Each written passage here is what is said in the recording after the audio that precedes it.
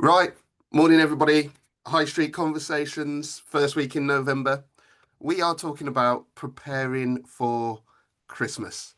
And it's a session we normally do around about this time of year. And it's a really important one, especially following the pandemic. We've always said how important Christmas is for a lot of the high street. This year is going to be no different, I'm afraid. The pressure is really ramping up. I think I say this every year, but we really do need a good Christmas, and there's a particular reason why. You see, now the general narrative, I think, around online retailing and online retailing's penetration of the retail market. In the UK specifically, I'm talking about when I talk about these stats. The narrative is that it's plateaued at just under 30%.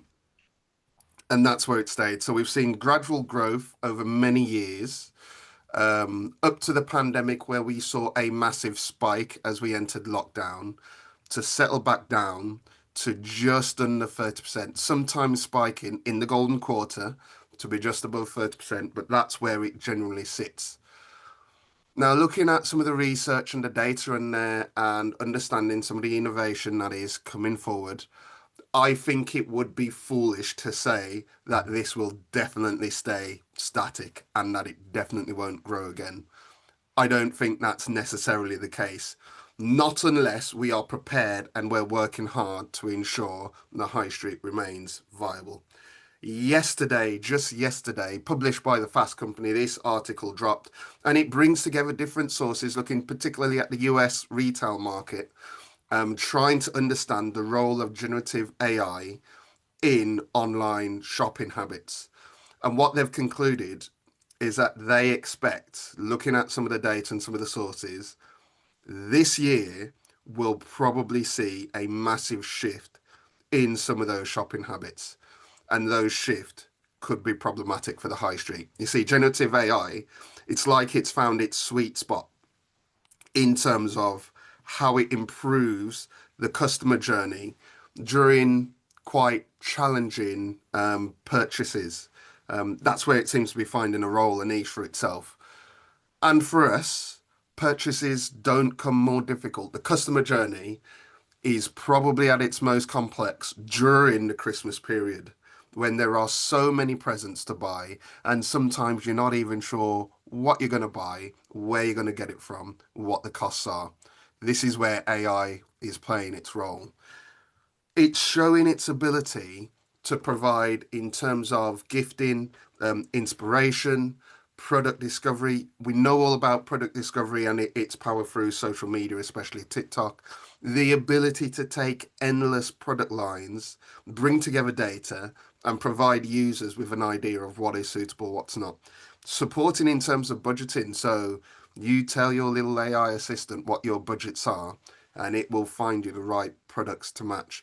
Being able to meet the needs of the recipients of gifting and excellent personalization as well. All of this is creating a much more dynamic, user friendly experience when it comes to the customer journey online. And it feels like we're getting to the stage where both customers and retailers, they know the game. They understand how to get the best out of AI. And so in terms of their ability to adapt, this is why there's a feeling this year we will see a huge growth in terms of how it is deployed. It's already started. So many retailers getting in on the game.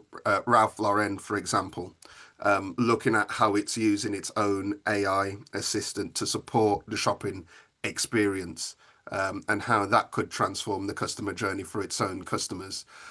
But why just use the app of one specific retailer when there are now apps available that can assess hundreds, possibly thousands of product lines and get you all the information you need based on your budget, based on your desires, based on the person you might be buying for, whether it's yourself or someone else, providing you with virtual try-ons, everything. Real challenge, especially particularly for a sector like fashion, which has had its challenges on the high street in recent years.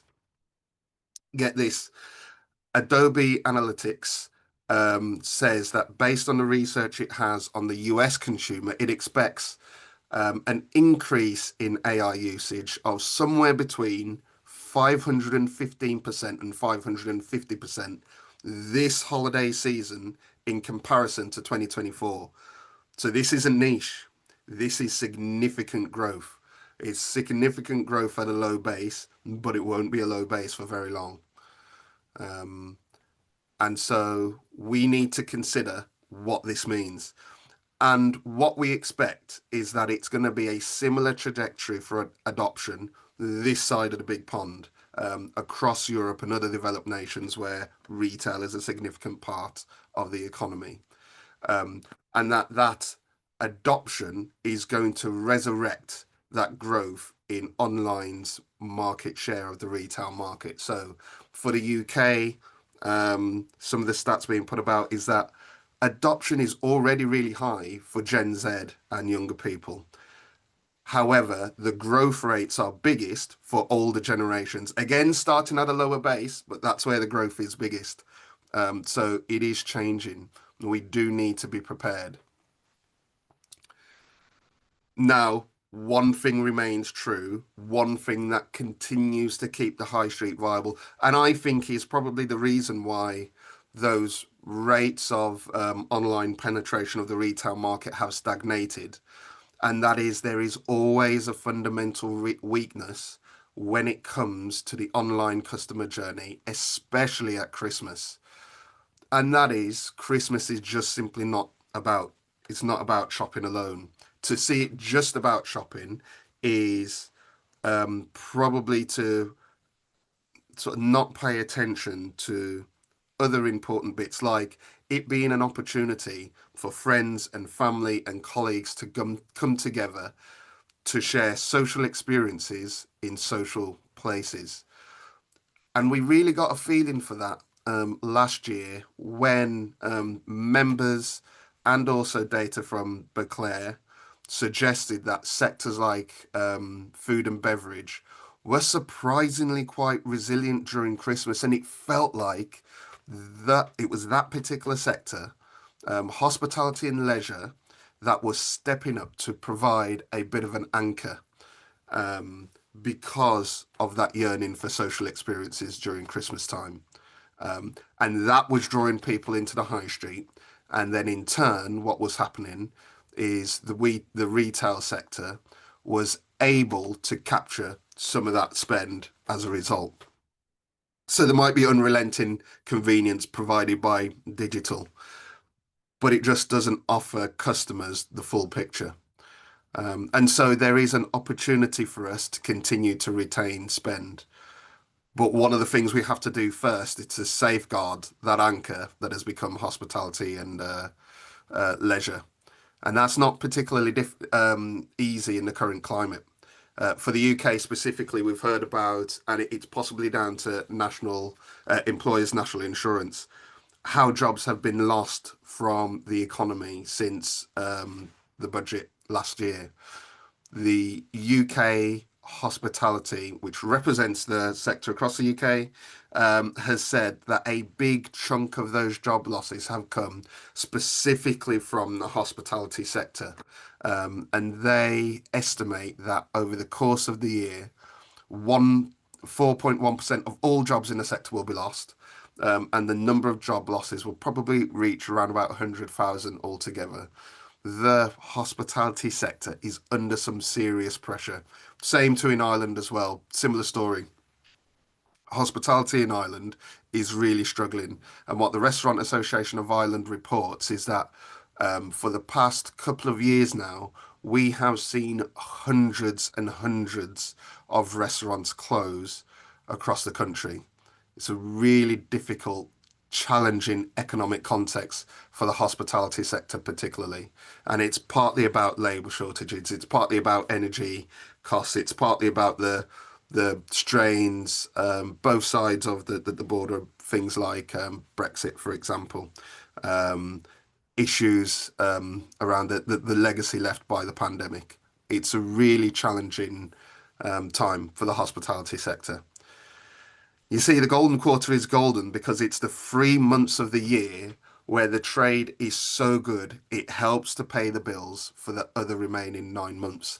So the sector needs this to be good. And if it's not good, then I fear for a lot of those businesses that are really on the edge, they might not be around come the start of 2026. So they need to be able to hit the ground running in the golden quarter and have a really good Christmas.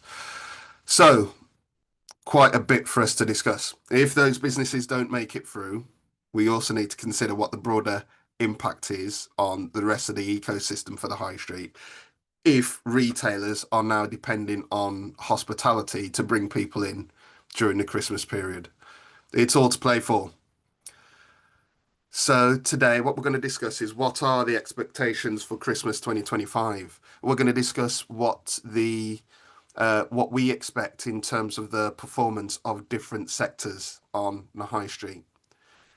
Can we anticipate that F&B will continue to be an anchor for other businesses, and what other sectors may also play a strong role in being footfall generators for the last part of the year? And I want to hear from members as well. What strategies and tactics are you putting in place to help overcome the threat posed by digital and to continue to grow footfall on the high street during this period? So, without further ado, you've heard waffle from me, and I'm more than happy to be shot down by an actual expert. So, I'm delighted to welcome Nikki Butler again from Beauclair to tell us how it really is with actual stats. So, Nikki, over to you. You want to take it away? Excellent. Thanks, OJ. I am optimistic that there's no major tendencies.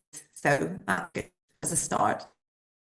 I'm left if I can get this onto full screen. There we go. Oh, here we go. Yep. Perfect. Love it. Super. Uh, just a quick intro for you who haven't asked before. We're Beauclair. We do retail spending data. I look after sales and marketing. Rob, my boss, is the founder. Adam works with us in the data. Diane, lovely Diane, works with us as a brand ambassador, and Amanda works with us in business. And the ethos of the company is all around using data, for people like yourselves who are working in the sort of public and community goods space. All of us who are working together to try and really help kind of, accelerate the high street growth. That we talk about today comes from UK debit card holders. That's 1.6 billion strictly anonymised UK debit card transactions per year, around 47 billion. See there that debit cards are the dominant form of payment. We pick up Apple Pay, Google Pay, etc., as long as it's linked to a relevant debit card, and then we use the technique to basically pro rata that sample up to look at total UK debit card across the retail areas that we are interested in.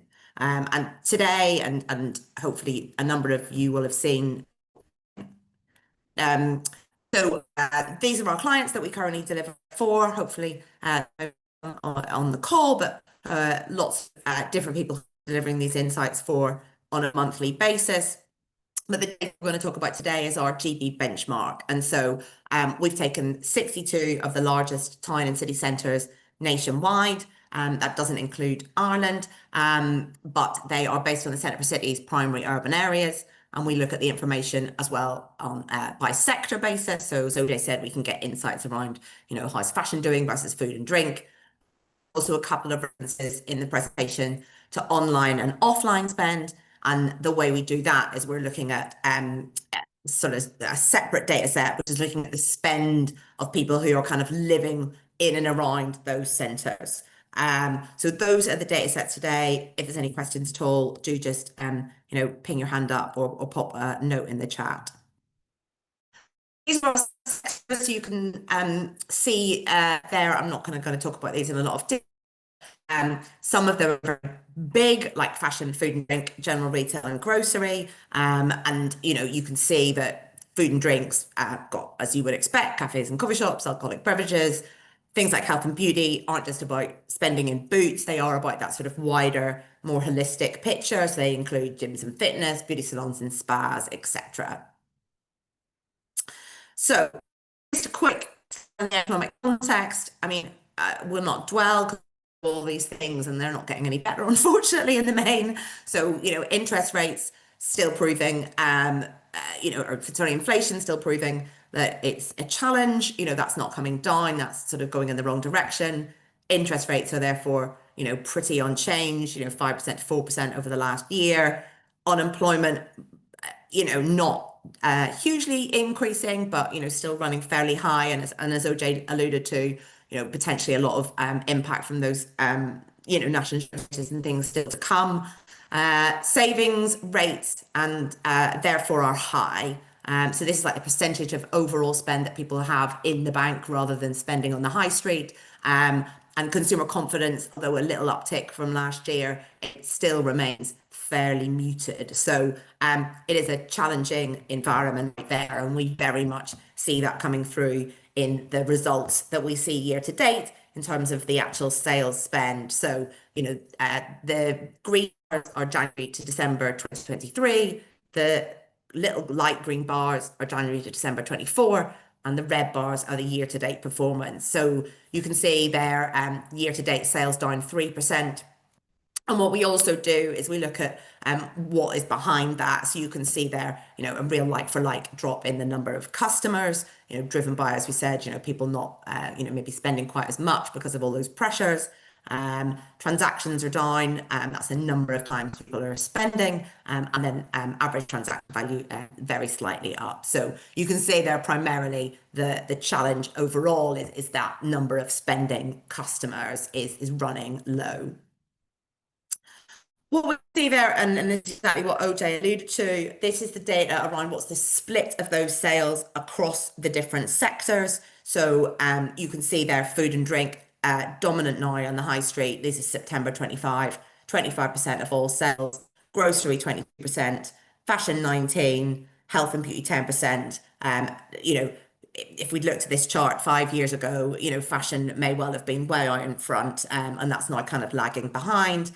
General retail 9, and then a lot of the smaller sectors. What we can see then, if we go on to the next chart, is that this is like the range of those across the 62. So you can see the average that we've just talked about in red, but you see a discrepancy across different towns and cities as to what is, the thing that makes your place unique. You can see there, for example, in food and drink, that runs from, 6%, much smaller. If you were a smaller place, you might well not have as much hospitality, all the way through to, some of our really big cities that might be running up at sort of 60% food and drink. You can see fashion, 19% overall, some places really with no fashion up to kind of 3, and the same sort of discrepancies. You can see their health and beauty is a bit of an anomaly because actually, that's kind of 3 to 18%.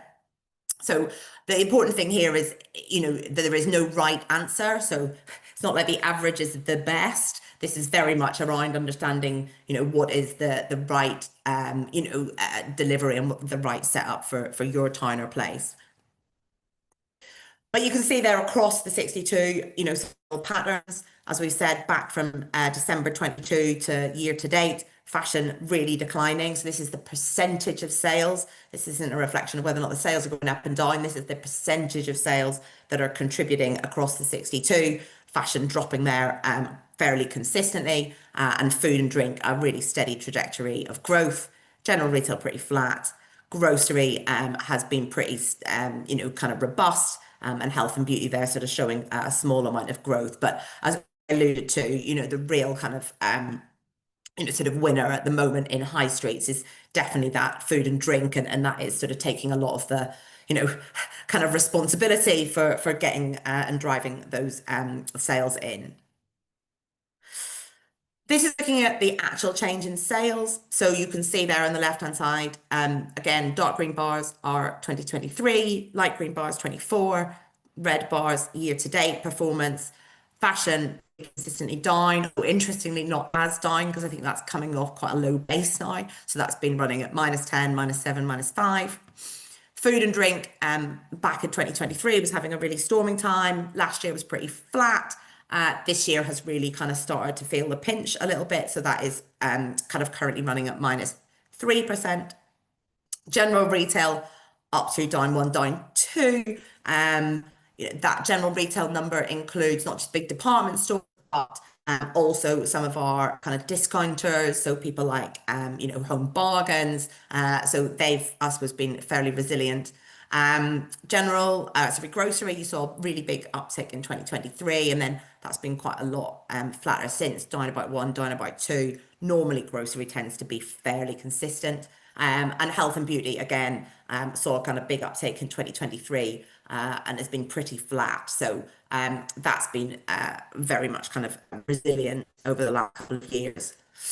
And then when we look at those in a little bit more detail, what you can see is what is sort of behind those numbers. This is looking at the transactions in blue, the customer numbers in green, and the ATV in red. That's the average transaction value. That's how much people are spending each time they purchase in fashion. And again, the left-hand side is 2024 and the right-hand side is year-to-date 2025.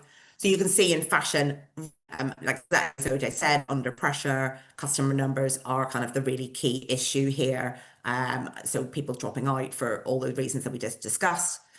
Food and drink are also feeling the pinch, and I think similarly to health and beauty, so kind of nobody's immune to the sort of drop off in these customer numbers, but what food and drink and health and beauty are doing better is that increase in ATV is kind of, that having the people who are still spending a lot. And so there is definitely sort of a pattern there, with those more sort of experiential categories of, we have lost customers, but when customers are coming in, they are spending, well. And that is, I suppose, how those categories are sort of driving a bit of resilience against the challenges on the customer numbers. General retail and grocery, arguably more, I suppose, essentials, running pretty flat on the ATV, and customer number a bit more, sort of a bit more resilient there, particularly in the grocery sector. This is a slide now about online. So, OJ said, and I had the slide, a very similar slide in terms of the overall ONS spend kind of bottoming out around that 30%.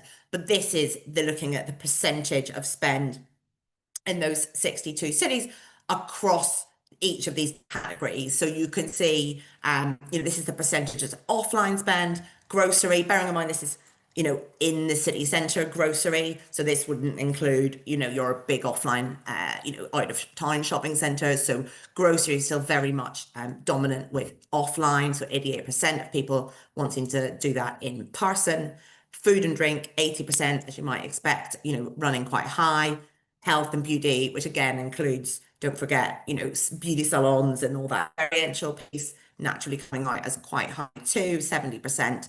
And then you can see fashion, is the most, or, sort of out of our big categories, it's 50% offline, 50% online. And so, much more under pressure than sort of the health and beauty and the food and drink. And general retail, really kind of there as a challenge. If you're going to make a really big purchase, like a, big TV or a kind of, big piece of garden or something like that, then clearly there's advantages to doing those online. And as OJ said, those sort of price comparisons, if you're buying the same product in general retail, then kind of make it a bit of a no-brainer. So that's just to give you a bit of context about the sort of challenges each of those sectors. I dropped this in while you were talking, OJ, because we have presented it before, but I think it's quite a good, hopefully you can see it. It's a bit, I suppose, assurance of that online versus offline future. Just this is looking at, the percentage of purchases. This is from Retail Economics. This is showing you that trajectory. So the orange lines are about kind of, sort of saying if you start in store, actually 62% might browse online, 38% in store, but actually the trajectory of your customer journey tends to kind of interact. You might buy it online, have it at home delivery, but then you still might come into town to pick it up, or you might drop back into town. If you don't want the object, then you go into the store and then you do a bit more browsing. And so, I'm sure OJ will send the slides around and you can have a look at that in a bit more detail. But it's just to illustrate that I suppose it's not quite as binary anymore as just thinking about online versus offline.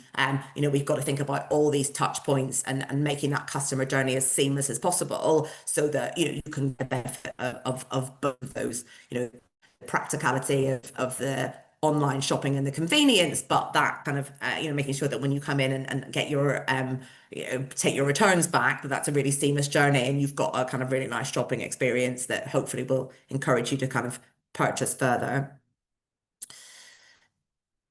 So this is so OJ was talking about the absolute criticalness of that final quarter and this looking at the month on month sales. And you can see blue line 22, purple line 23, green line 24, and year to date 25. So you can see 2022, was kind of a pretty good year. 2023, 24, 25 have looked very, very similar. And in fact, what this is illustrating is it kind of doesn't really matter what the levels of spend are, the trajectory and the picture about how they play out each year is very similar. And you can see they're absolutely, January, dropping down through into kind of half term, May, April, depending on when Easter sits or get a bit of a peak through to the summer, and then really kind of seeing the sort of final and importance of those golden quarter last few months when the vast majority of sales will appear. Obviously, if you were looking at this for for example, a really touristy site, you might see this August or, kind of in school holidays. This pattern does change depending on, your place, but across the 62 cities and kind of big urban areas, this is really very consistent. And what Diane to do is to create a forecast based on the performance year to date. What do we therefore expect based on that, same pattern of spend, the kind of next few months to pan out as. And again, you can see 23 in blue, 24 in green, and 25 year to date in the red line, and the 25 forecast in the dotted line. So far, I'm afraid it's not great news from November, or great news because we were sort of predicting minus 8.5% in September. You can see that September always drops off, the summer peak, and then sort of people anticipating Christmas. But so far, those actuals have been running when we've just published our September below. October, we're planning on being 6% up, November 15% up, and December 25. So we shall keep all of our fingers and toes crossed for better news when we publish our next round of insights next week.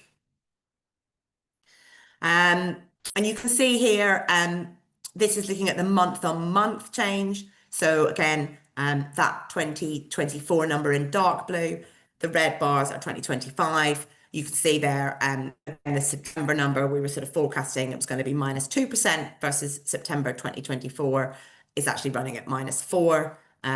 Overall, kind of October then, because of those month on month trajectories, this is now looking at like what's October 24 versus October 25 versus October 24. We're expecting that to be minus 3%, November to be minus 1.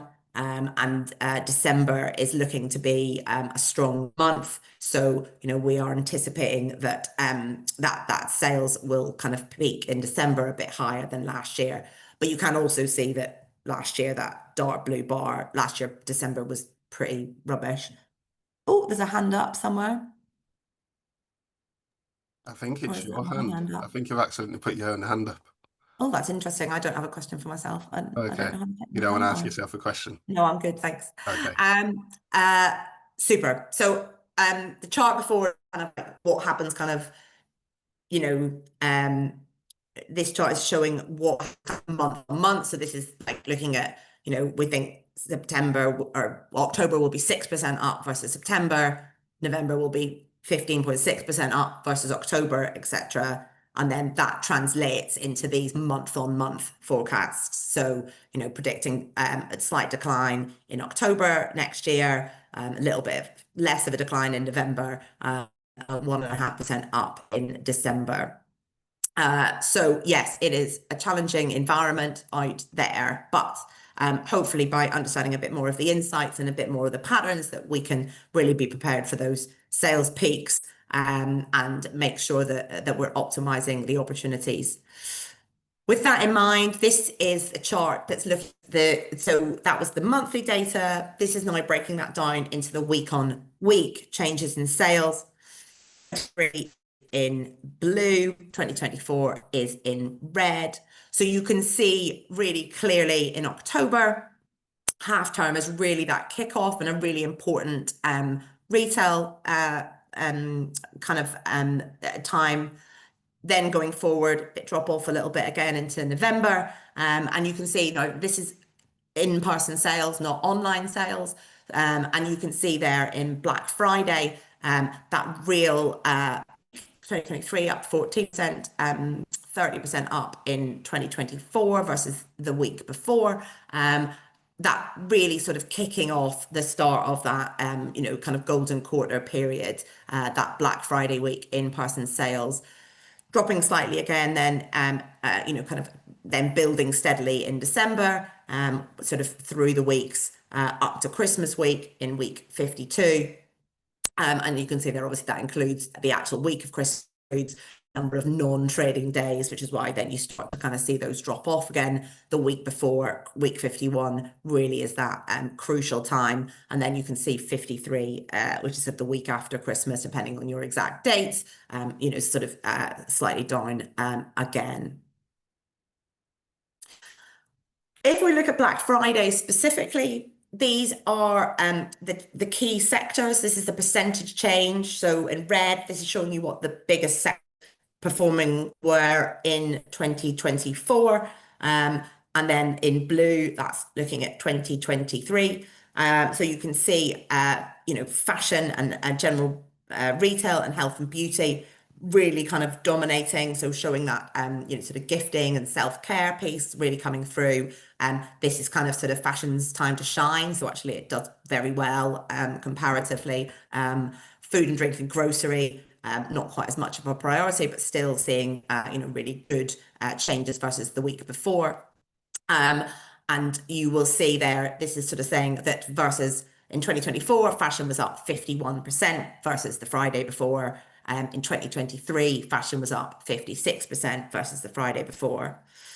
The other thing to note in this chart is 2024 was kind of a really strong Black Friday. So overall sales were sort of up about 15% versus the year before. And you can see there health and beauty really kind of a big driver behind that. People really getting on board with that sort of self-care and gifting. And again, general retail, also food and drink and grocery. And then this is looking at online versus offline changes versus this is versus the previous day. So obviously this doesn't give you actuals. Online is clearly still a really important part and arguably a more important part of Black Friday, but this is showing you the sort of change in spend. And what you can see here is offline in red, online in blue, and the couple are when you see Black Friday itself, which is kind of where this sort of 33% is on the you can see that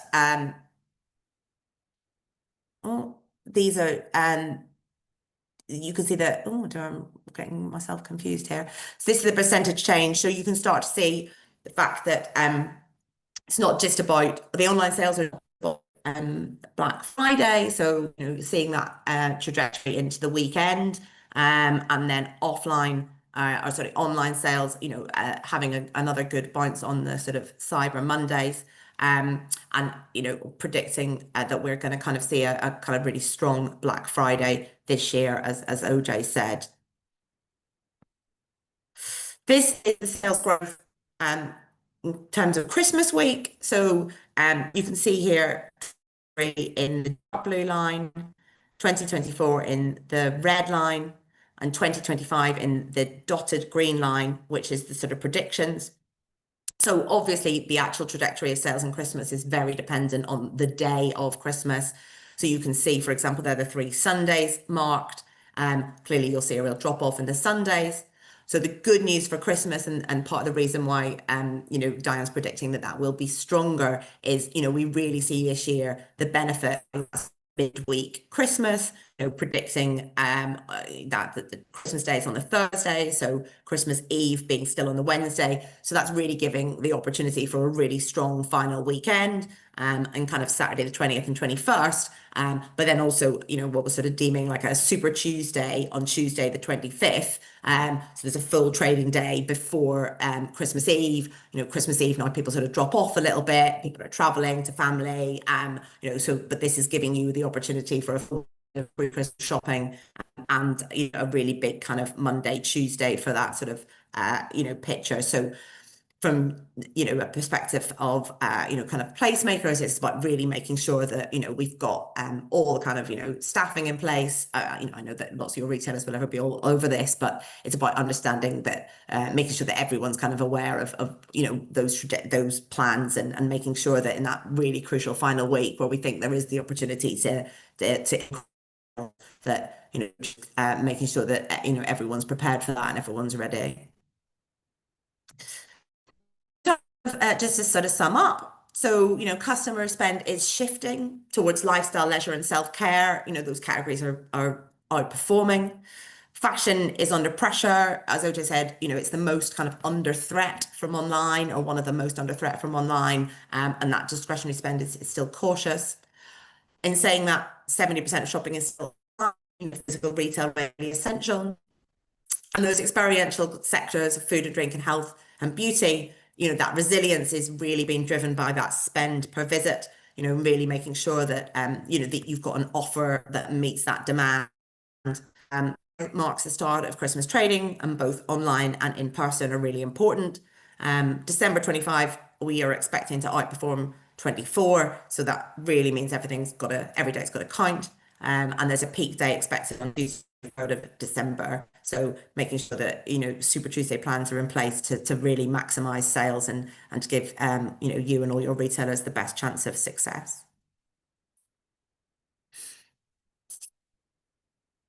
That's me. Any questions at all?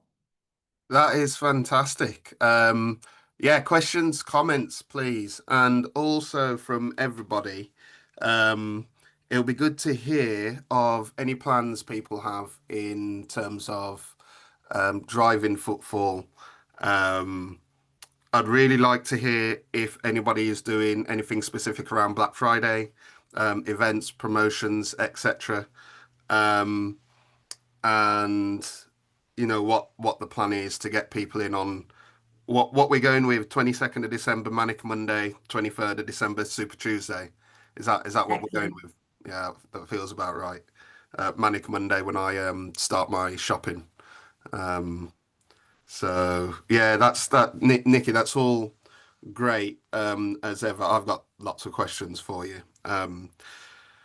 So one of the things, I mean, I talk about the role of online in terms of really impacting parts of the retail sector when it comes to Christmas. It looks like from the stats that the hangover of inflation seems to be quite huge, because it looks like all the main sectors you've talked about seem to be down slightly between um, from 2022 to 23, they seem to be slightly down, and 23 to 24, again, all of them slightly down. Yeah. At the same time, the only indicator that has gone up is it average value transaction? Is Yeah. that what AVT is? ATV, average transaction value. Sorry, ATV, yeah. Um, that's down to inflation, isn't it? So the Yeah. amount people are spending per purchase is up, but the transactions and the customers are both slightly down. So that speaks to me. You can tell me if I'm wrong, but that's about inflationary pressures, isn't it? Yes, yes, that's definitely in the mix. Yeah, yeah. So people's money just isn't going as far as it was back in 2022. Yeah. And yeah, I think that's something really important to note. So it does mean even as resilient as food and beverage is, even that is still under pressure slightly. So it's important to highlight that that's coming through in the data. I'm glad you added a slide about the customer journey. Um, I think it's absolutely right. The customer journey, it's not just digital and it's not just in person. There is a mix and it is complicated. I don't know if you've had any thoughts on this, and I'm happy to open this up to the group as well. Given the evolution we're seeing in terms of digital, in terms of AI, will that customer journey change in any way? Because my gut feeling is I think the mechanics of the customer journey change. It will still be complicated, it will still be a mix of the two, but I don't think I know how it's going to change. I don't know where AI is going to go and how it changes that customer journey between online and in person. I'll be frank, I've got no idea, and I don't know anybody that does have any idea. Any insights on that? It's difficult, isn't it? It's a hard question. I'm sorry to throw it at you. No, I mean, I think what I would say is, I think, I think ultimately AI can do an amazing job, but the, but the, but it doesn't, what it doesn't deliver is any sort of human connection.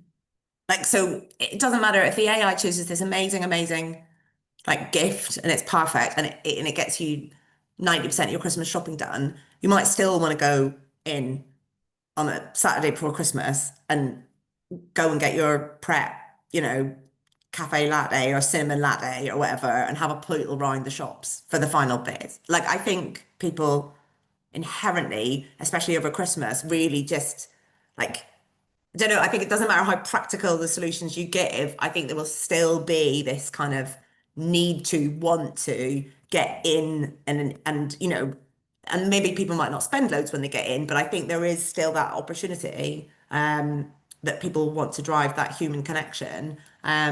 Oh, there's Diane's got some thoughts on it too. Hi, Diane.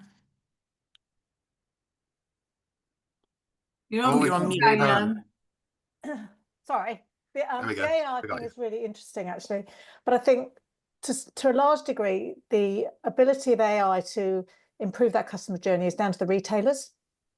So Yeah. what we're finding that disrupted customer journey is not down to us as consumers, because you know, if all worked smoothly, we would have this fabulous customer journey where you might walk into a store, try something on, not have your size, be able to order online. Well, bam, they'd have it to you within the next day. It doesn't quite work like that for most retailers.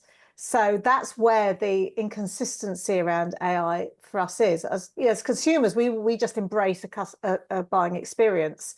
And we love that interaction. We love that touchy-feely thing, but we also want it quick and we want it now.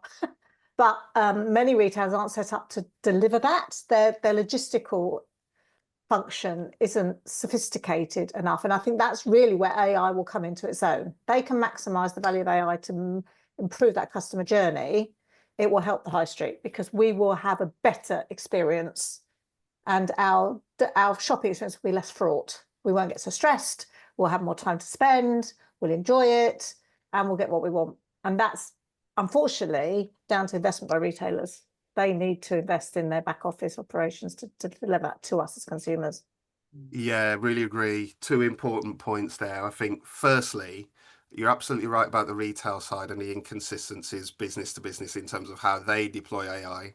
That's absolutely critical. And I think this was mentioned in the Fast Company article I referenced at the beginning, is that there's a real feeling that retailers are only just starting to get their head around their technology, which is why there's a feeling this Christmas in a number of markets is probably the first time where you'll see an explosion of the adoption of AI because retailers are only just getting their heads around how best to use it in terms of that customer journey.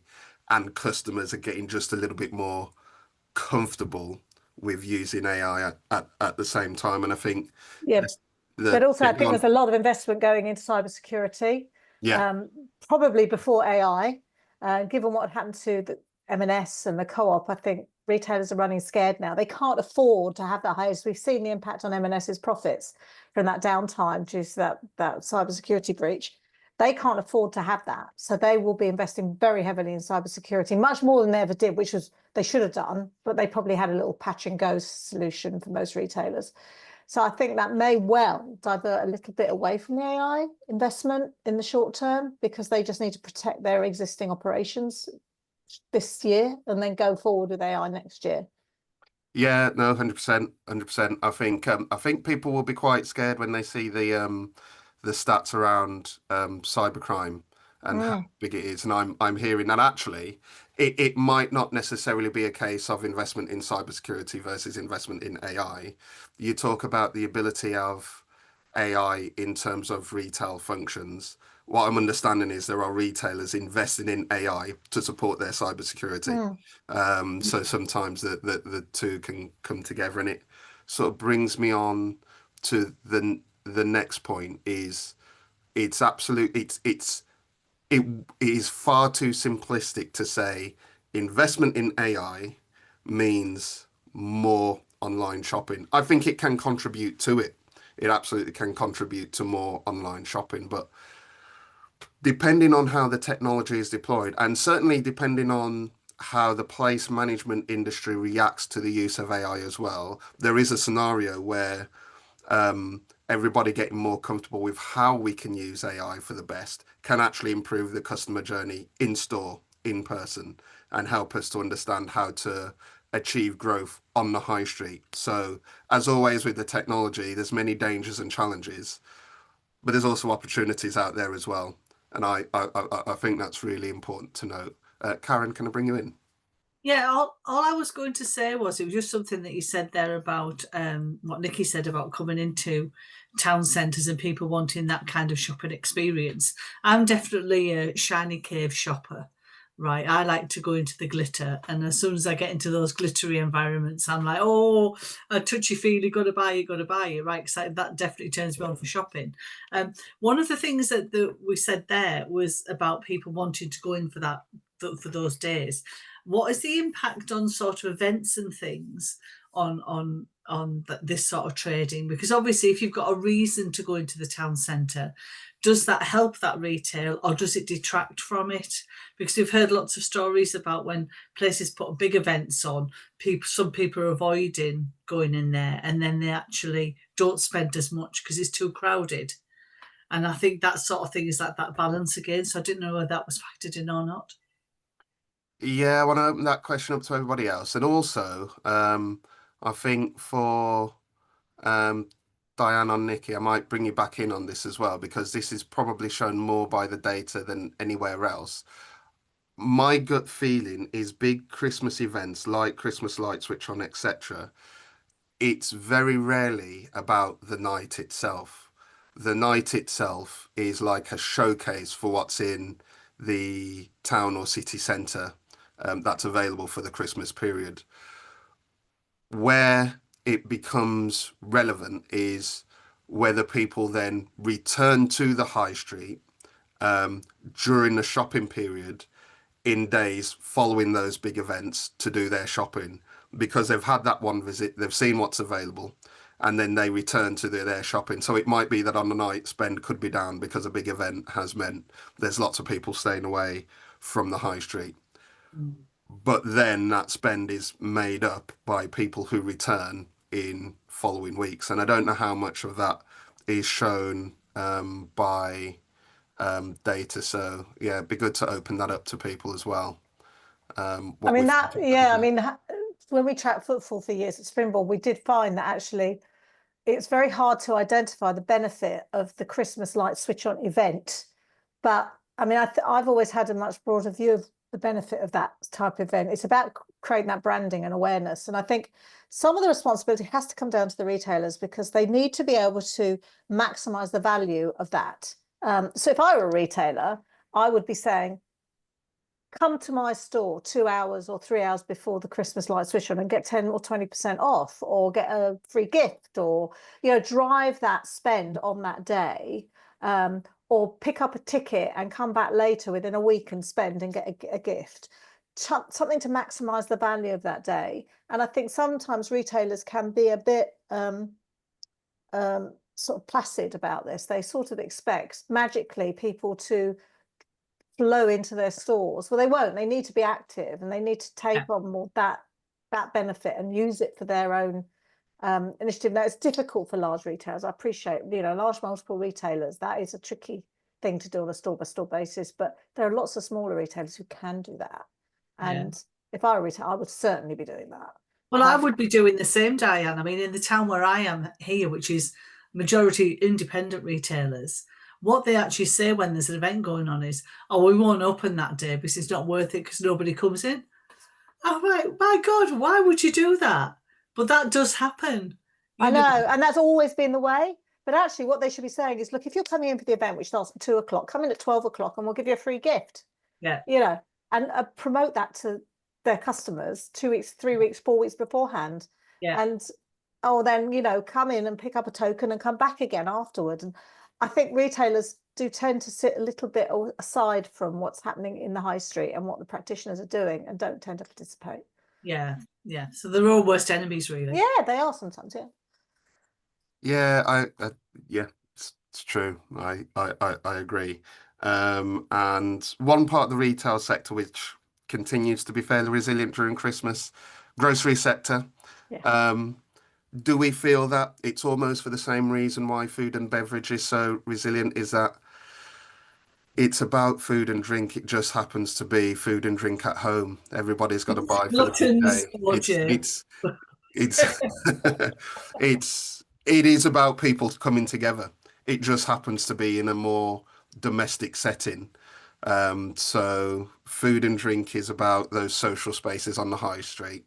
Grocery retail is about that socializing at home. Is that the feeling? Nikki, I'll bring you in. I think Diane had Diane had a question. Did you get that? Yeah, the only sorry, yeah, Diane. The Diane. The other Diane. Sorry, I'm not used to having more than one Diane. I know it gets confusing. Don't worry. Just really wanting to go back on the point that you were saying about, in town and businesses not interacting on the big events and such like. We actually have the opposite to that.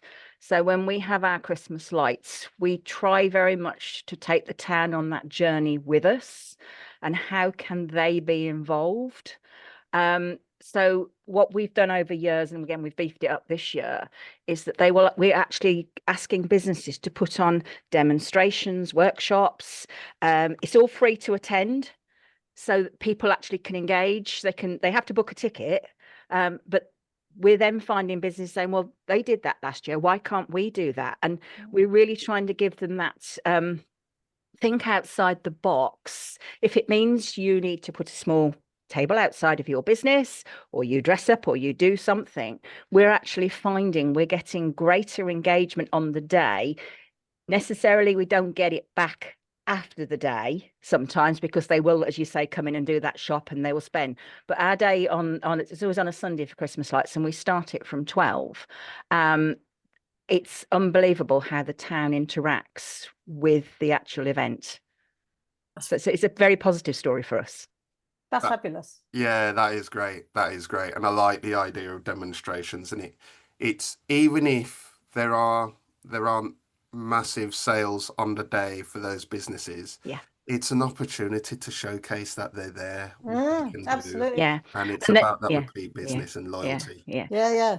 And then we always have a massive parade, which is made up, obviously, local groups and charities and stuff, but we get businesses to come into the parade and actually promote themselves as they go around. And the feedback we get is that sales are primarily up. There's one or two that don't, maybe, but even the independents, we're lacking nationals for big time in Aylesbury. So the independents, it's a great opportunity for them to step outside the box and do something different, and they do see the rewards. I think that's brilliant, Diane. And I think that's certainly what we see when we do the event analysis. We haven't done lots of specific stuff on Christmas lights, but we have analysed a number of events and things like geographically, where is the event? Like, is it in the town, engaging with the town, or is it 3 or 4 miles outside of town? Makes a massive difference. Yeah, absolutely. What retail day you choose. Like, Saturday is hard to shift the needle. Sundays tend to be easier because people wouldn't be there anyway. So thinking about the days, thinking about how you really engage those retailers. I know lots of people have done trails, but it sounds like you've kind of gone one up on that, and that's exactly the sort of pattern that you need to kind of be doing to kind of really see the impact of that event. What we tend to see with like really big things like big concerts and all the rest of it is there is this, you know, upside from maybe people who are coming from out of town, who are coming from further away. Like, if you look at like Oasis or the Reading Festival and, big things like that, that has the challenge that OJ related to and Karen alluded to, which is you see a great uptake in people coming from out of town. But local customers, some of them are staying away because they're saying, oh my God, it's going to be really rowdy. I won't get parked. I'm not sure that's quite the same. I think Christmas is a bit more local, and I don't think Christmas lights turn on in Aylesbury is the same as an Oasis concert in Manchester. So No I way. don't Yeah, exactly. Yeah. yeah, I would expect that's probably not the same, but No. there is definitely something around that assurance. Either, well, I suppose two things. One is giving that incentive for people to come in because they're really confident it's going to be a brilliant event. And then the other thing is, giving people the confidence that there won't be a problem with all the practical stuff. There won't be a problem getting parked. It won't be so busy that I won't be able to kind of like, know where I'm going. It is about giving that assurance that if you want to come in and you just want to kind of like still go to the shops, then the businesses are still open for Yeah. you. Yeah, But it's not absolutely. doing a really good job on both of those, Diane. Yeah, but from our point of view, it's one of those way we look at it is we're giving back to the community to get the community come in. Yes, if people want to come slightly wider apart, that's fine. We're not doing it from a tourism point of view. We're doing it for our residents. Exactly. Yeah. Brilliant. Yeah, that's great. Any more questions or comments before we wrap up the session? I know Nikki's got to go at well, it's 11 o'clock-ish. She had to go, wasn't it, Nikki? Yeah, all good for a minute. Any more questions or comments about general Christmas shopping? Are we all on track? Have we got what we need? I won't lie, guys. I have used AI for my own shopping once before, and it was actually really easy. And I ended up buying in person once I found my inspiration for the gifts. So you absolutely can have a sort of merged customer journey. It does happen. I think as well, I think the meeting we have in January, which we should probably title What the Hell Just Happened, right? Where we're actually doing a recce on what happened in Christmas and we reflect on this. It'd be interesting to see if this actually happens and what the results are in January. Yeah, I think it would. And so, Nikki, final question to you then. How quickly do you have the data together for Christmas performance in the new year? And I think what we'll do is we'll bring you back then so you can talk us through what the hell just happened. It'll be normally our data comes between 1 to 2 weeks post month end, so it'll be mid-Jan. Yeah, cool. So it's probably around about the time we have the first high street conversations of the new year.